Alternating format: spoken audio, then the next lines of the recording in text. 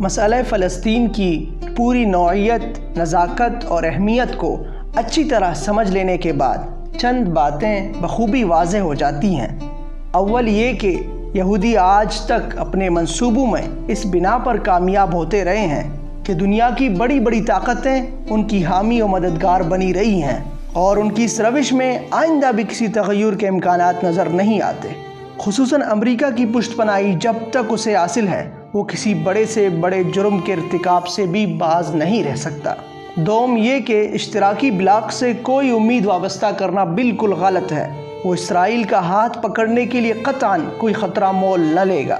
زیادہ سے زیادہ آپ اس سے ہتھیار لے سکتے ہیں، اور وہ بھی اس شرط کے ساتھ کہ اشتراکیت کا قلادہ اپنی گردن میں ڈالیں اور اسلام کو دیس نکالا دے دیں۔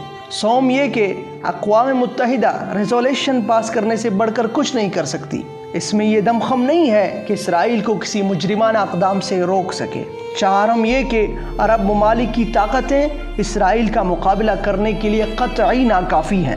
ان حقائق کے سامنے آ جانے کے بعد نہ صرف مسجد اقصی بلکہ مدینہ منورہ کو بھی آنے والے خطرات سے بچانے کی صرف ایک ہی صورت باقی رہ جاتی ہے، اور وہ یہ ہے کہ تمام دنیا کے مسلمانوں کی طاقت اس یہودی خطرے کا مقابلہ کرنے اور اسلام کے مقامات مقدسہ کو مستقل طور پر محفوظ کر دینے کے لیے مجتمع کی جائے۔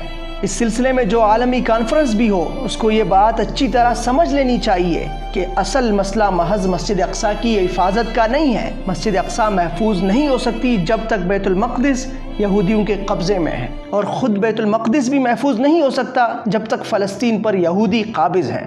اس لیے اصل مسئلہ فلسطین کو یہودیوں کے غاصبانہ تسلط سے آزاد کرانے کا ہے، اور اس کا سیدھا اور صاف حل یہ ہے کہ اعلان بلفور سے پہلے جو یہودی فلسطین میں آباد تھے، صرف وہی وہاں رہنے کا حق رکھتے ہیں۔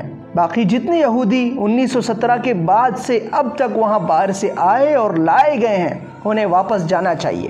ان لوگوں نے سازش اور جبر و ظلم کے ذریعے سے ایک دوسری قوم کے وطن کو زبردستی اپنا قومی وطن بنایا، پھر اسے قومی ریاست میں تبدیل کیا، اور اس کے بعد توسیع کے جارحانہ منصوبے بنا کر آس پاس کے علاقوں پر قبضہ کرنے کا نہ صرف عملاً ایک نہ ختم ہونے والا سلسلہ شروع کر دیا، بلکہ اپنی پارلیمنٹ کی پیشانی پر اعلانیہ لکھ دیا کہ کس کس ملک کو وہ اپنی اس جارحیت کا نشانہ بنانا چاہتے ہیں۔ ایک ایسی کھلی جارح ریاست کا وجود بجائے خود ایک جرم اور بین الاقوامی امن کے لیے خطرہ ہے، اور عالم اسلامی کے لیے اس سے بھی بڑھ کر وہ اس بنا پر خطرہ ہے کہ اس کے ان جارحانہ ارادوں کا ہدف مسلمانوں کے مقامات مقدسہ ہیں۔ اب اس ریاست کا وجود برداشت نہیں کیا جا سکتا، اس کو ختم ہونا چاہیے۔ فلسطین کے اصل باشندوں کی ایک جمہوری ریاست بننی چاہیے، جس میں ملک کے پرانے یہودی باشندوں کو بھی عرب مسلمانوں اور عیسائیوں کی طرح شہری حقوق حاصل ہوں، اور باہر سے آئے ہوئے ان غاصبوں کو نکل جانا چاہیے جو زبردستی اس ملک کو قومی وطن اور قومی ریاست بنانے کی مرتکب ہوئے ہیں۔